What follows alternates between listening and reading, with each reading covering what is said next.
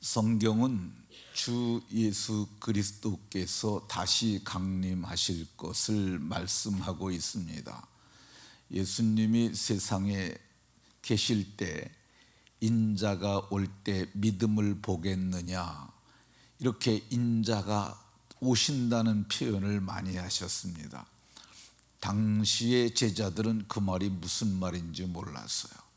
그런데 예수님께서 500의 형제들이 지켜보는 가운데 하늘로 올려지실 때, 그때 천사들이 너희가 지켜보는 가운데 올려지신 이 예수는 너희가 본 그대로 다시 오시리라 할 때, 예수님이 그때 하신 말씀이 이렇게 올라가셨다가 다시 오신다는 얘기구나, 그때서야 저들이 확연히 깨닫게 됐습니다.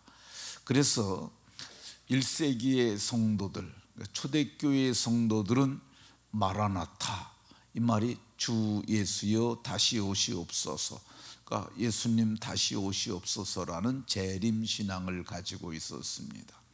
근데 바울 사도는 조금 성격이 다릅니다. 바울 사도께서는 예수님을 보지 못했어요.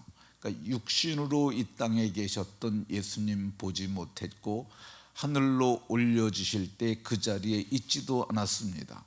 그런데 바울 사도는 다른 분들에 비해서 더 많이, 특별히 이 성경 중에 제일 먼저 쓰였다고 하는 이 데살로니가 전서에 주의 강림에 대해서 아주 세세하게 말씀합니다. 이 4장, 우리가 지금 5장 보고 있는데 바로 앞에 보면 4장 16절에서 주께서 호령과 천사장의 소리와 하나님의 나팔로 하늘로부터 친히 강림하시리니, 하늘로부터 친히 오신다는 재림에 관해서 말씀하시는데, 이것을 바울 사도는 내가 사람들에게도 배운 것이 아니고 주님께 받은 것이라고 이렇게 말씀합니다.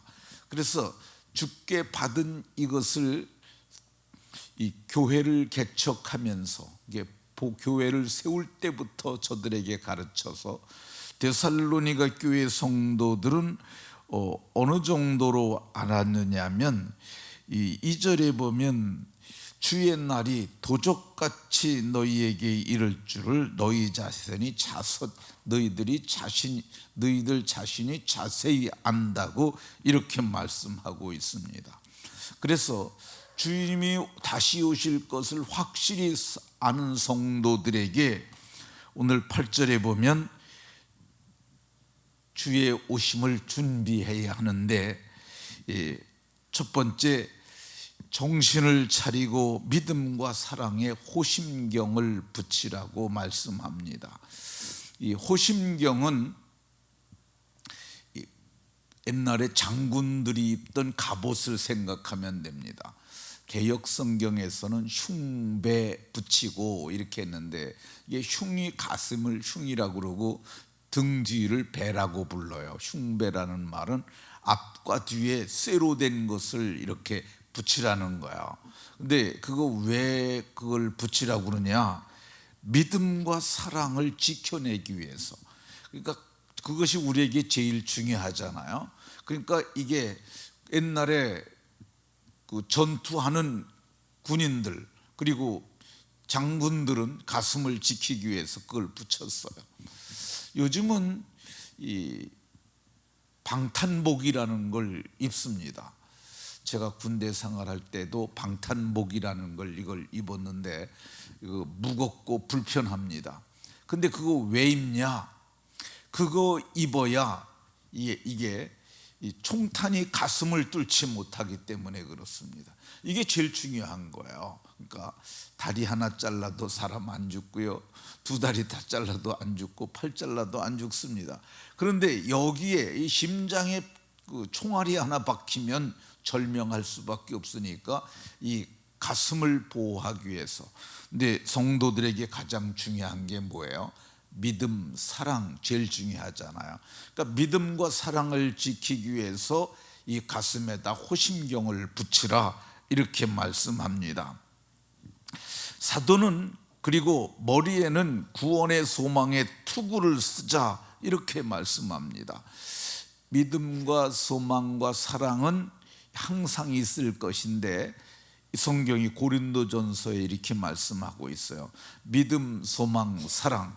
근데 이 믿음과 사랑에 흉배를 붙이고 호심경을 붙이고 그리고 머리에는 구원의 소망의 투구를 쓰자 이렇게 말씀합니다.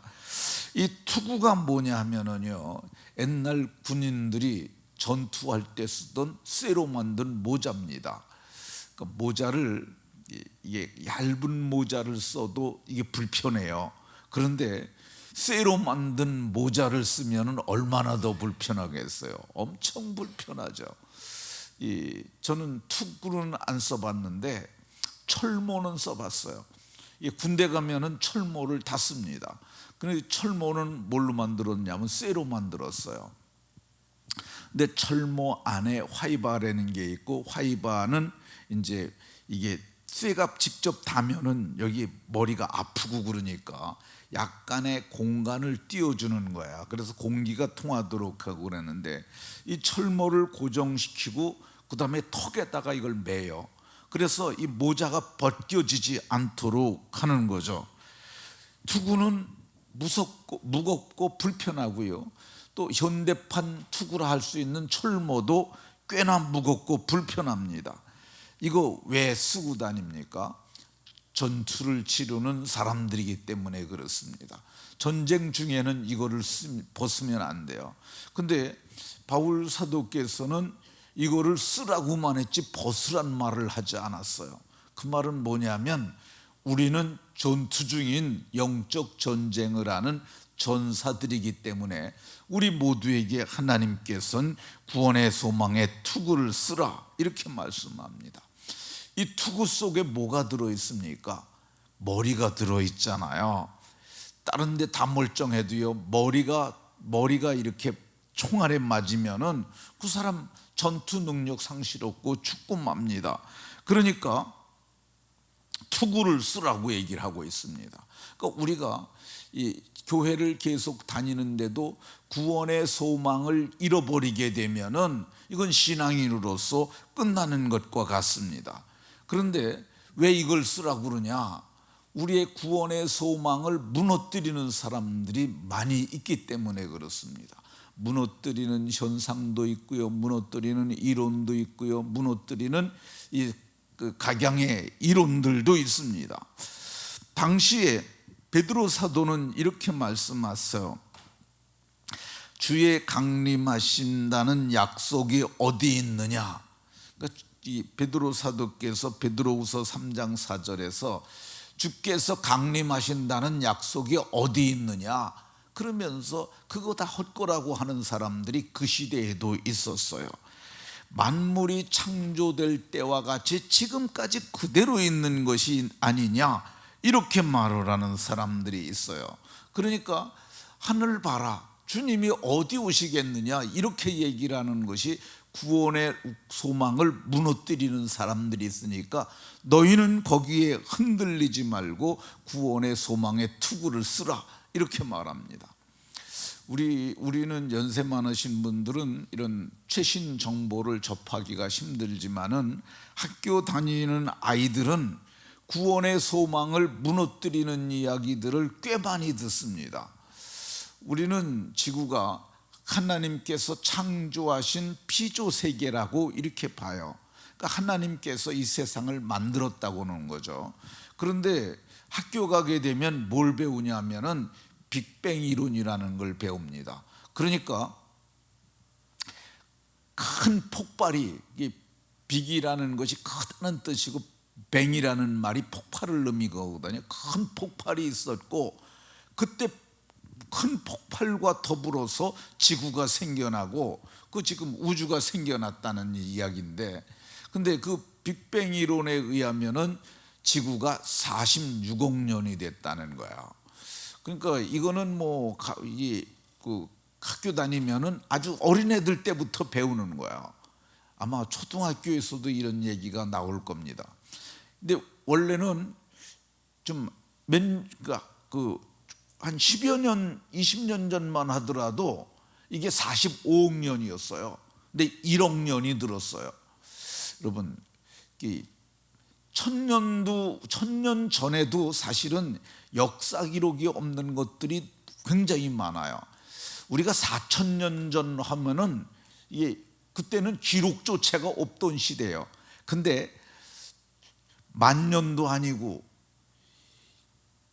20,000년도 아니고 100,000년도 아니고 10,000,000년도 아니고 10,000,000년의 10배가 되는 1억 년이 갑자기 늘어버렸어요. 그거 어떻게 늘었는지 아십니까? 저도 잘 모르지만은 찾아보면은 그런 이론을 얘기를 하는 사람이 어떤 한 사람이 얘기를 하는 거야. 45억 년쯤 됐는데 하는데 1억 년 더 된 것 같다고 어떤 뭐 얘기를 하니까 그냥 늘어난 거예요.